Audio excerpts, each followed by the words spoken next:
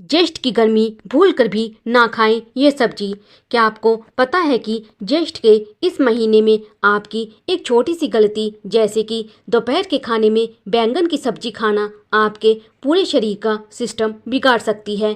बाहर पारा 45 डिग्री पार कर रहा है और अंदर आपके पेट में पित्त की आग सुलग रही है। अगर आप भी इस गर्मी में सुस्ती, चिड़चिड़ापन और पेट की समस्याओं से जूझ रहे हैं तो रुकिए। आज मैं सेहत संस्कारविद इंद्रावती पर आपको वो गुप्त आयुर्वेदिक राज बताऊंगी जो किताबों से नहीं, हमारे बुजुर्गों के तजुर्बे से निकले हैं। नमस्ते दोस्तों, कैसे हैं आप सब? भाई, गर्मी ने तो इस बार सारे रिकॉर्ड तोड़ दिए हैं, है ना? ऐसा लगता है जैसे सूरज देवता कुछ ज़्यादा ही नाराज़ हैं। ये जो ज्येष्ठ का महीना आ रहा है ना, मई और जून वाला, ये सिर्फ कैलेंडर की तारीखें नहीं हैं, ये हमारे शरीर की परीक्षा का समय है। आयुर्वेद कहता है कि इस समय हमारे शरीर में पित्त यानी गर्मी बहुत ज़्यादा बढ़ जाती है और जब शरीर के अंदर आग हो और बाहर से सूरज भी आग बरसाए तो डिहाइड्रेशन और बीमारियां तो होनी ही हैं। लेकिन घबराइए मत, आज हम कोई बोरिंग लेक्चर नहीं झाड़ेंगे। आज हम बात करेंगे कि कैसे आप अपनी रसोई की चीज़ों से ही इस लू को मात दे सकते हैं। आगे बढ़ने से पहले याद रखिएगा, आप देख रहे हैं सेहत संस्कारविद इंद्रावती।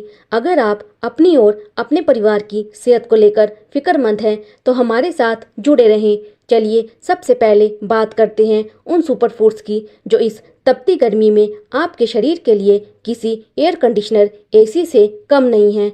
सबसे पहले नाम आता है सत्तू का। दोस्तों, सत्तू को गरीबों का बादाम कहा जाता है, लेकिन इसकी ताकत राजाओं जैसी है। ज्येष्ठ के महीने में अगर आप सुबह सुबह सत्तू का शरबत पीते हैं तो यकीन मानिए लू आपको छू भी नहीं पाएगी। ये ना सिर्फ पेट को ठंडा रखता है बल्कि आपको दिन भर के लिए वो इंस्टेंट एनर्जी देता है जिसकी इस मौसम में सबसे ज़्यादा ज़रूरत होती है। और हाँ, क्या आप दोपहर के खाने में दही या छाछ लेते हैं? अगर नहीं तो आप बहुत बड़ी गलती कर रहे हैं। छाछ सिर्फ एक ड्रिंक नहीं है, ये इस मौसम का अमृत है। इसमें भुना हुआ जीरा और काला नमक डालकर पीजिए, फिर देखिए कैसे आपका डाइजेशन रॉकेट की तरह काम करता है।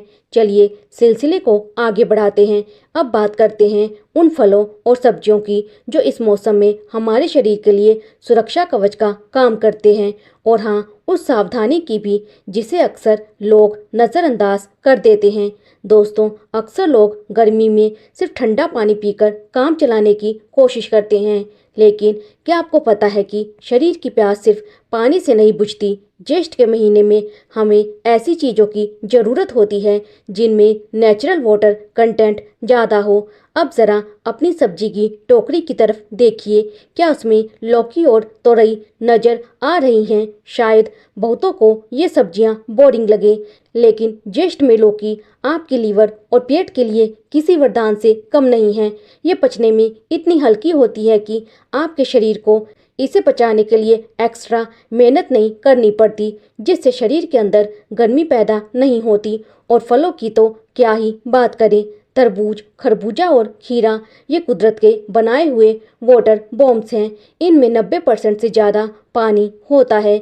बस एक छोटी सी सलाह है सेहत संस्कारविद इंद्रावती के परिवार वालों के लिए, इन फलों को हमेशा दिन के समय खाएं, रात को इनसे परहेज करें ताकि कफ ना बढ़े। लेकिन रुकिए, क्या आप जानते हैं कि एक ऐसी सब्जी भी है जिसे हम बड़े चाव से खाते हैं, लेकिन इस ज्येष्ठ के महीने में वो आपके शरीर के लिए धीमे जहर जैसा काम कर सकती है।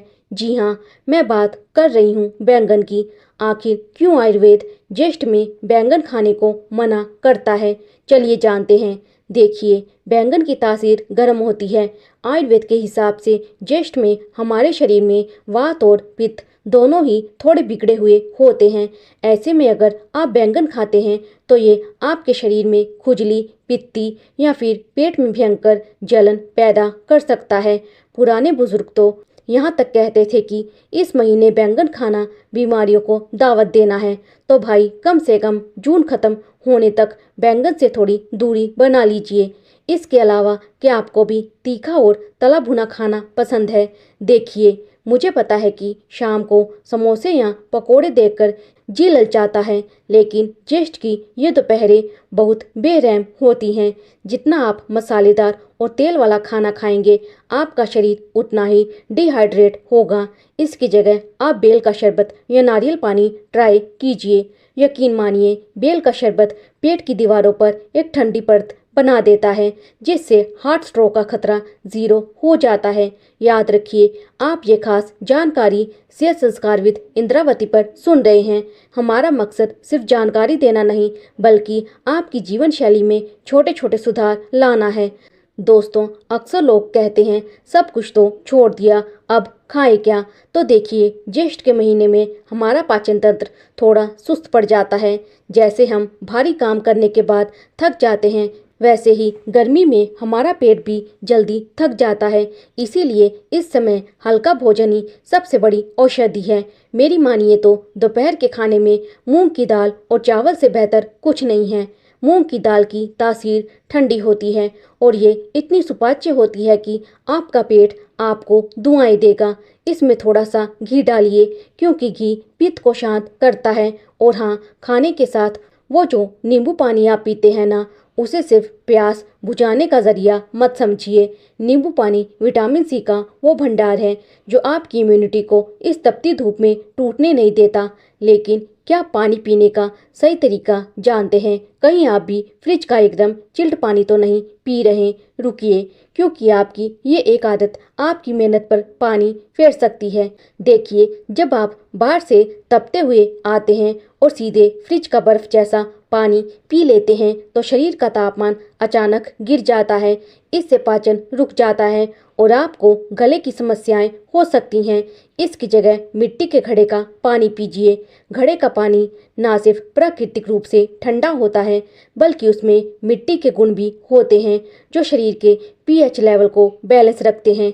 चलते चलते बस इतना कहूँगी कि आम का सीजन है तो आम जरूर खाइए, लेकिन याद रहे सीमित मात्रा में, और खाने से पहले उन्हें कम से कम 2 घंटे पानी में भिगोकर जरूर रखें ताकि उनकी गर्मी निकल जाए। तो दोस्तों, ये थे ज्येष्ठ के महीने के वो नियम जो आपको बीमार पड़ने से बचाएंगे।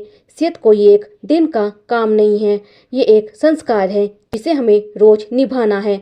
अगर आपको आज की ये बातें काम की लगी हो तो अपनी इस बहन के चैनल सेहत संस्कारविद इंद्रावती को प्यार देना ना भूलें।